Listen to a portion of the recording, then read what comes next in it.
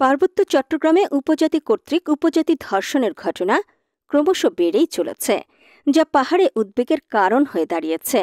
সর্বশেষ খাগড়াছড়ি জেলার পানছড়ি উপজেলায় এক চাকমা নারী শিক্ষিকা ধর্ষণের শিকার হয়েছেন লিটন ত্রিপুরা নামের এক যুবকের হাতে।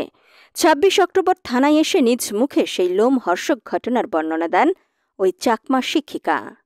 দাঁড়া, আমি তো করবো, ব্যবস্থা করবো। এটা বলার পরে স্যার আমাকে জোরপূর্বক করে স্যার ধর্ষণ করছে। আমি অনেক হাতে পায়ে ধরছি স্যার। ওটা বলার পরে স্যার বলছি কি দাদা আমি আপনাকে টাকা দিব।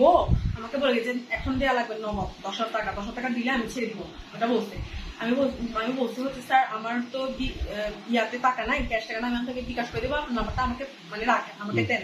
পরে বলি কি নাম্বার দিন নাকি সব নাকি ইয়া হয়ে যাবে,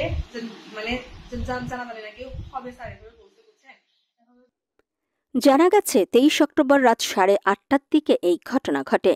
এই ঘটনায় ভুক্তভোগী বাদী হয়ে মাটিরাঙ্গা থানায় ধর্ষণ মামলা করে।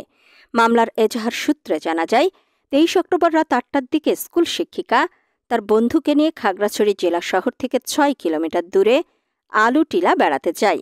এ সময় লিটন ত্রিপুরা তাদেরকে অনুসরণ করে।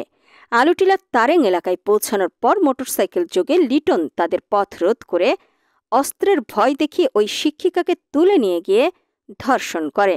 ধর্ষণের পর ১০,০০০ টাকা দাবি করে।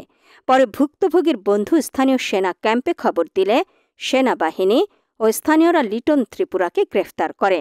এরপর তাকে পুলিশের কাছে সোপর্দ করা হয়।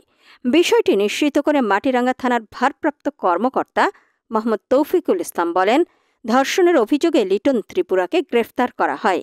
তার বিরুদ্ধে নারী ও শিশু নির্যাতন আইনে মামলা হয়েছে। তাকে আদালতের মাধ্যমে কারাগারে প্রেরণ করা হয়। এর আগে মাটিরাঙ্গার অযোধ্যা এলাকায় কালী মন্দিরে পূজা দেখতে যাওয়া এক ত্রিপুরা কিশোরীকে দল বেঁধে ধর্ষণের ঘটনা ঘটে। ওই ঘটনায় ৩ জন পাহাড়ি তরুণকে গ্রেফতার করে পুলিশ।